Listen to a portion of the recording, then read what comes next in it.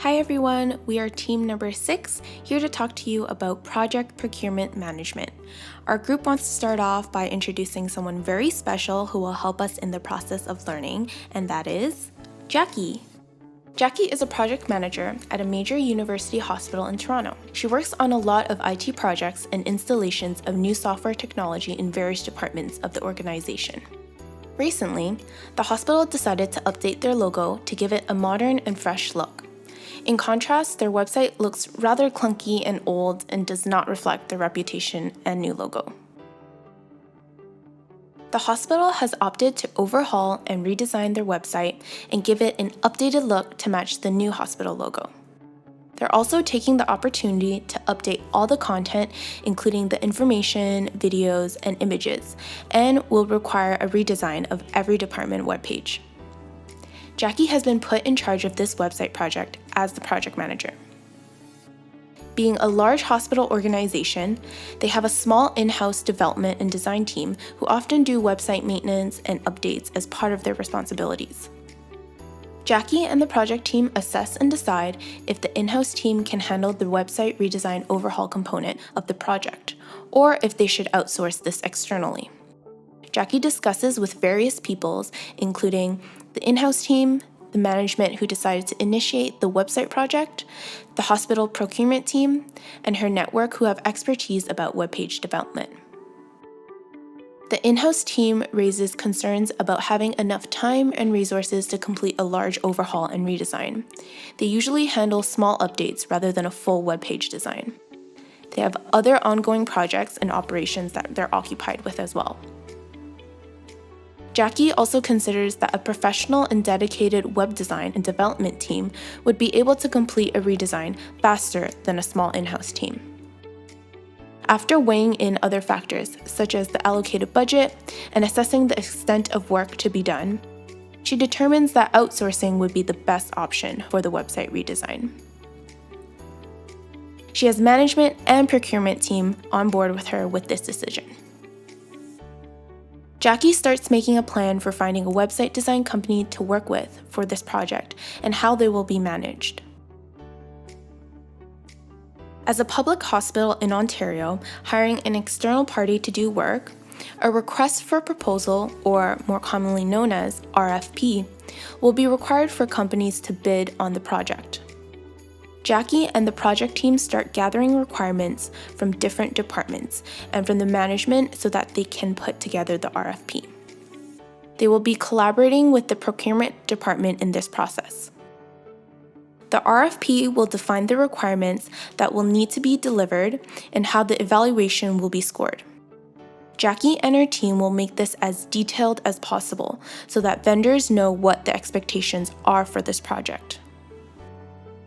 Jackie will update documents to reflect activities associated with the RFP and involvement of a third-party vendor, such as updating the schedule, assessing the costs and risks of using a third-party vendor, updating the statement of work, and making a plan to monitor the progress that the contracted web developers will perform. The RFP is created along with an updated statement of work to give to bidding vendors. Jackie and the team are ready for responses and bids for the RFP after advertising and announcing to web development and design companies how they can tender and submit bids. After the submission deadline passes and all responses have been received, Jackie and her colleagues evaluate and score the RFPs based on the defined evaluation criteria. The highest scoring response based on the criteria wins the bid, and the winning company is publicly announced. After a negotiation of terms, the contract is awarded and signed with the winning design company, and a purchase order is created. The procurement team of the hospital is responsible for the handling and the signing of the contract, and finance usually handles purchase orders, but they will still keep our project manager, Jackie, actively informed about the progress. Jackie will update any scheduling and budgets based on the signed contract conditions. After a kickoff meeting and solidifying the plan and expectations according to the contract, work gets underway by the web design company to start the website overhaul. Jackie holds a regular meeting with the company to track, audit, and monitor progress and to get updates. She wants to ensure that they keep to schedule and on budget now that the external vendor is part of the project. Jackie also needs to update the web design company whenever any requirements change as soon as possible, so that they can adapt to the design plan and feedback to Jackie how this might affect the schedule and budget. The project progresses, and Jackie is constantly monitoring and updating all documents and all stakeholders. As the website design company finishes their work on the website, the procurement process will begin its closure.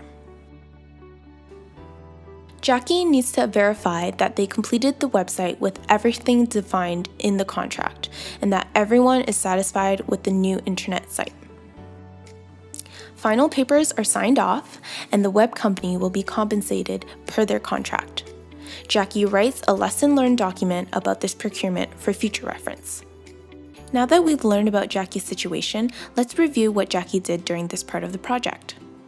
She first assessed if the web redesign could be done in-house or outsourced and made a plan of how to find and contract this external work. Jackie and her colleagues created an RFP and evaluated responses for the winning bid. She regularly monitored the progress of the web design company as they did their contracted work. She has also been regularly updating the relevant documents as different activities are being completed.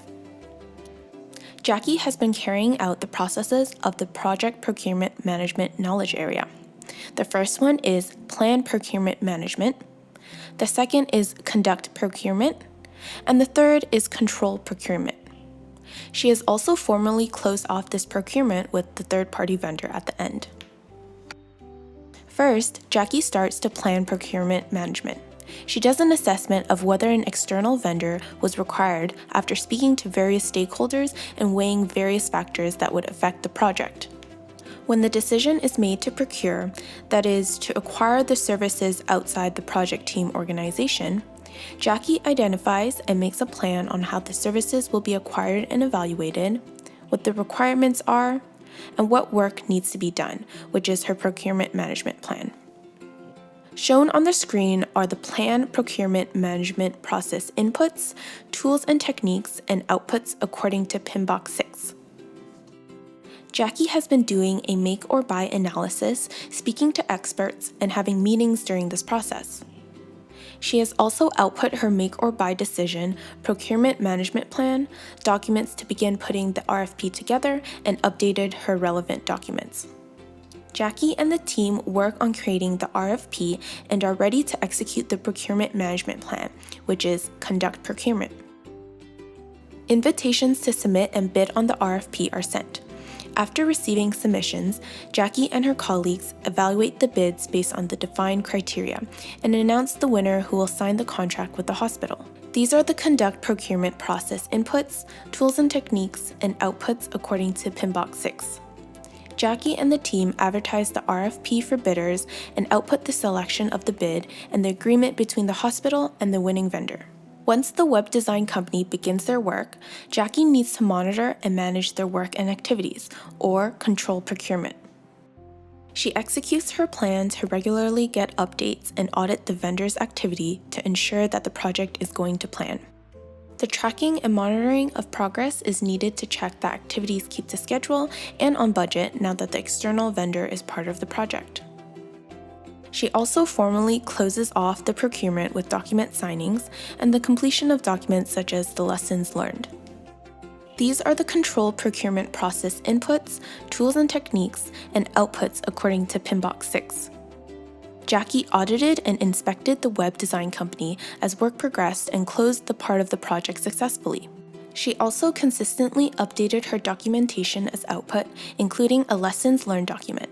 The website overhaul project is finished on time, and the hospital staff raved about the new internet site. It was a success, and Jackie and her team are congratulated on a job well done.